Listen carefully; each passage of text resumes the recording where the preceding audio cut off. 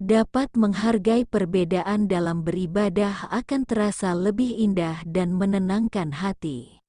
Mungkin banyak orang yang tidak mudah dalam menerima perbedaan syariah dalam beragama dan beribadah. Bahkan sampai ada yang mencemooh orang lain yang tidak sefaham dengannya dengan cara yang tidak lagi Islami. Namun ketahuilah bahwa pemikiran seperti itu tidaklah dibenarkan dalam ajaran Islam. Sadarilah bahwa apa yang terjadi pada Anda tentang keyakinan terhadap suatu kebenaran, mungkin terjadi juga pada orang lain dengan kebenaran yang ia yakininya. Tapi apakah Anda tidak yakin bahwa kebenaran hakiki hanya milik Allah, sehingga apapun kebenaran yang ada di pikiran kita hanya bisa berharap, mudah-mudahan kebenaran yang kita yakini adalah kebenaran yang diridhoi Allah Subhanahu wa Ta'ala.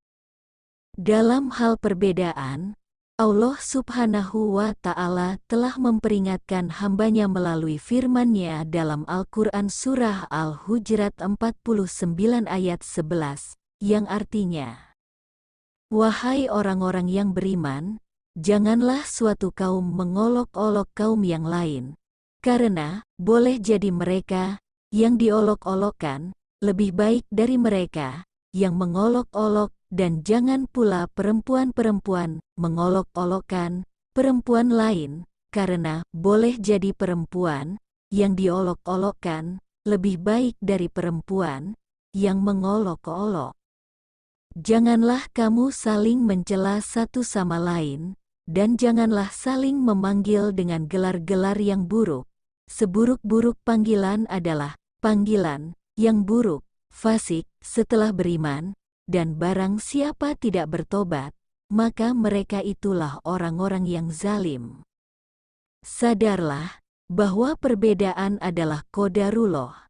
Nabi Muhammad Shallallahu Alaihi Wasallam bersabda, yang artinya, dari Abu Hurairah radhiyallahu anhu, ia berkata, Rasulullah Shallallahu Alaihi Wasallam telah bersabda, kaum Yahudi telah terpecah menjadi 71 golongan atau 72 golongan, dan kaum Nasrani telah terpecah menjadi 71 atau 72 golongan, dan umatku akan terpecah menjadi 73 golongan. Hadis riwayat Tirmidzi. Allah Subhanahu wa Ta'ala berfirman, artinya, dan jika Tuhanmu menghendaki, tentulah beriman semua orang di bumi seluruhnya.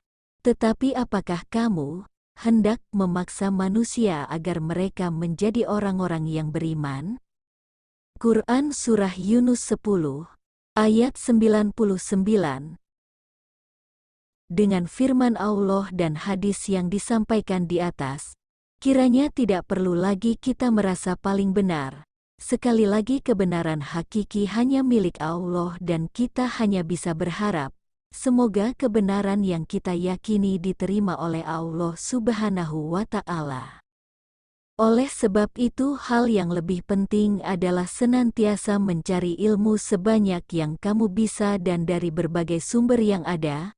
Mudah-mudahan dapat kamu temukan kebenaran yang diridhoi Allah. Segala perbedaan yang kamu temui serahkanlah hanya kepada Allah, dan senantiasa berdoalah untuk mendapatkan jalan kebenaran yang Allah ridhoi. Dengan begitu insya Allah kita akan lebih mendapatkan keindahan dan ketenangan dalam beribadah. Wallahu a'lam bishawab. Semoga bermanfaat. Terima kasih.